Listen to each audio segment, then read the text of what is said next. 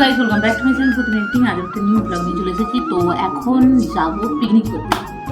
তো কোথায় পিকনিক করতে যাচ্ছি সেটা তোমাদের সাথে শেয়ার করবো। আর যেহেতু শীতকাল চলে এসেছে, আর শীতকাল মানেই পিকনিক। তো আমাদের শীতকালে মানে এই বছরের শীতকালে এই ফার্স্ট পিকনিক হচ্ছে।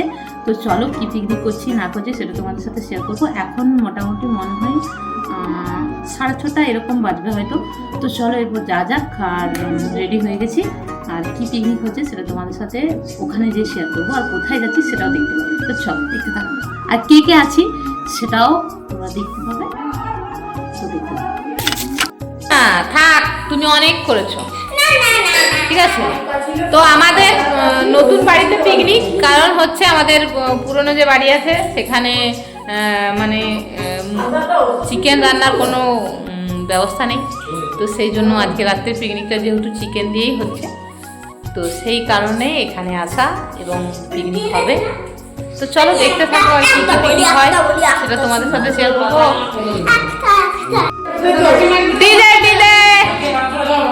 ডিজে হবে আমাদের পিকনিকে, আজকে ডিজে লাইট চলছে আর ডিজে হবে, আর সঙ্গে অনুষ্কা দত্তের নাচ।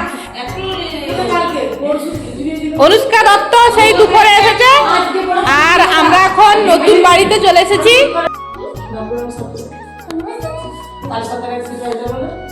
ভাবি এখন দেখতেই পাচ্ছ সবকিছু কাটাকাটি করছে, আর মাংসটা আনতে ভাবি একটু লেট হয়ে গেছে, সেই জন্য টিফিন খাওয়া হয়নি। খিচুড়ি খাচ্ছে, খিচুড়ি প্রেমী। আর আমি আজকে ফোন আনিনি, কারণ আমি ভেবে এসেছি যে বাবির ফোন থেকে আমি ব্লগ বানাবো। হ্যাঁ, তো এই যে জেঠিমা আবার বসলো। আর অনুষ্কা একটা কবিতা বলতে চাই। অনুষ্কা, কি কবিতা বলো?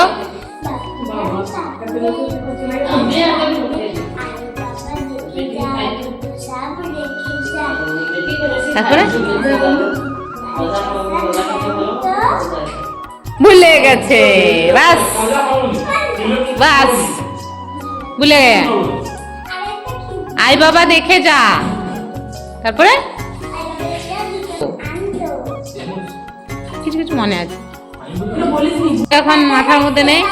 আর এই নতুন পর্দাগুলো লাগানো হয়েছে, দেখো কেমন লাগছে একটু জানিও।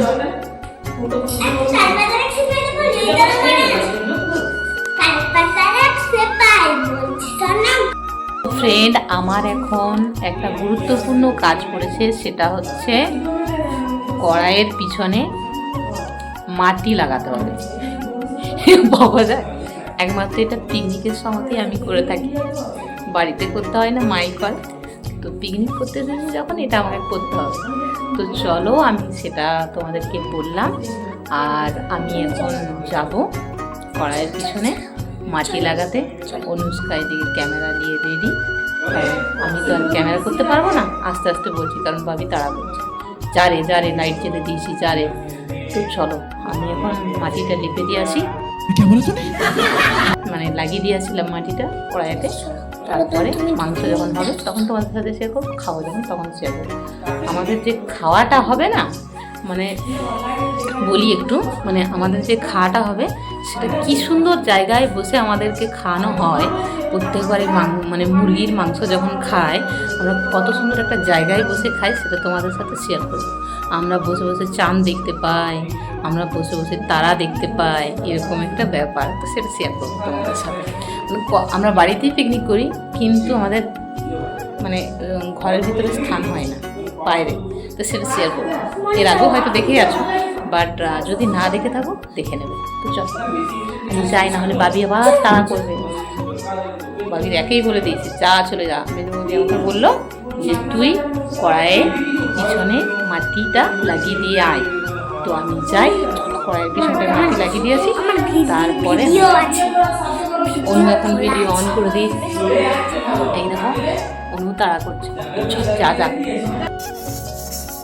এখন কড়াইয়ে মাটি গুলানো চলছে, মাটি লাগানো আছে। এই কাজটা আমাকেই দেয়। কেন? কি জানি, আমারও জানা নেই। কিন্তু এটা ঘরে করলেও তো হতো। ঘরে দাদার মাটি লেগে যাবে রে। দাদা এমনিতেই বকছিল আমাকে, কেন রে নোংরা করেছিল। তুই বন্ধ করলি আর ক্যামেরাটা? তো চলো আমাকে দেখাচ্ছি, আমি বলে দিচ্ছি। তো চলো আমাদের এখন কড়াইটাতে মাটি গুলানো কমপ্লিট হয়ে গেল। তো এরপরে রান্না মাংসটা বসানো হবে। তো চলো দেখতে থাকো কি হয় না হয়। আর আমার ক্যামেরাম্যান হয়েছে অনুষ্কা দত্ত। তো চলো আমি খুব সুন্দরভাবে কড়াইয়ের মাটি গুলি দিয়েছি, দেখো। তো চলো থাক, চলো আমি বন্ধ কর ক্যামেরা দাও। তো ফ্রেন্ড, কড়াইয়ের পিছনে মাটি লাগানোর পরে এখন দেখতেই পাচ্ছ মেজো বৌদি মাংসগুলোকে ধুয়ে নিচ্ছে। কারণ আমরা যখন পিকনিক করি আমরা এভাবেই করি, প্রত্যেকবারই কি হয় মাংসটাকে ভালো করে ধুয়ে নেওয়ার চেষ্টা করি। তো দেখতেই পাচ্ছ এখন মাংস ধোয়ার কাজ চলছে আর আমি দাঁড়িয়ে দাঁড়িয়ে এখানে ব্লগটা বানাচ্ছিলাম। আর তারপরে দেখো এই কাজগুলো মেজ বৌদিই করছে। এই যে দেখো বাটাবুটি চলছে এখানে। তো পেঁয়াজ বাটা হচ্ছে, আদা বাটা, রসুন বাটা সমস্ত কিছু আমরা শিলেই বেটে নিচ্ছি। কারণ শিলে বাটলে যে টেস্টটা হয় সেটা আমার মনে হয় মিক্সার গ্রাইন্ডারে অতটা টেস্ট লাগে না, আমার ব্যক্তিগত ওইটা মতামত। তারপরে দেখো এখানে বাবুরা করেছে কি প্রচুর ফুল গাছ লাগিয়েছে। তো সেটা তোমাদের অন্য একটা দিন ব্লগ করে আমি তোমাদের শেয়ার করব। আর সেই ফুল গাছগুলোতে দেখো কত বড় বড় ফুল ফুটেছে। আর এটা যেহেতু রান্নাঘরের সামনেই ছিল তাই এটাকে আমি তুলে ধরেছি। আর আমরা করেছিলাম কি, আমরা রুটিটা অলরেডি আগেই রেডি করে রেখে দিয়েছিলাম। তো দেখতেই পাচ্ছ এখন রুটি আমাদের কমপ্লিট হয়ে গেছে। তারপরে দেখো তো দেখতেই পাচ্ছ একদিকে মাংসের ঝোল টকবক করে ফুটছে আর অন্যদিকে আমরা দেখতেই পাচ্ছ থালা পাতা থালা নিয়ে বসে পড়েছি সবাই।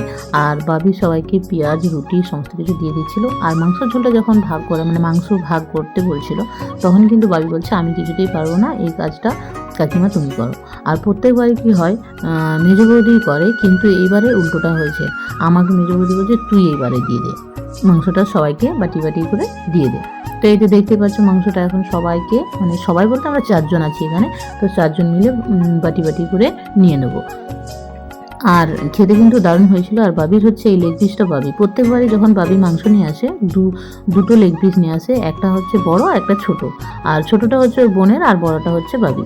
তো খেতে যেহেতু লেগ পিস ভালোবাসে তো খায় ওরা, আমি কিন্তু খাই না, আমার ভালো লাগে না।